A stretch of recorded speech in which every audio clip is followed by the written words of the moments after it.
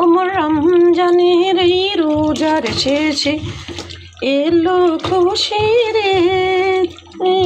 আপনাকে সব আসমানের তাগে।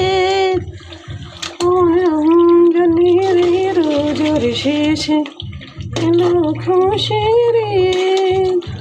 কক মুরগি রান্না করতেছি। ঈদ মোবারক, ঈদ মোবারক, ঈদ মোবারক। আমার সাধ্য মতো যা ছিল তাই রান্না করলাম। গরু মাংস খেতে পারি না অ্যালার্জির কারণে, তাই আমি কক মুরগি আনলাম। কিন্তু আমি ব্রয়লার মুরগিও আমি খেতে পারি না, এটাই হচ্ছে আমার বড় অপরাধ। তারপরও আলহামদুলিল্লাহ, আলহামদুলিল্লাহ, আলহামদুলিল্লাহ। সবাইকে ঈদ মোবারক। সবাই ভালো থাকবেন। সিয়াম সাধনার পরে আপনারা সবাই ভালো থাকবেন, সুস্থ থাকবেন, যাতায়াত করবেন সাবধানে। আল্লাহ হাফেজ।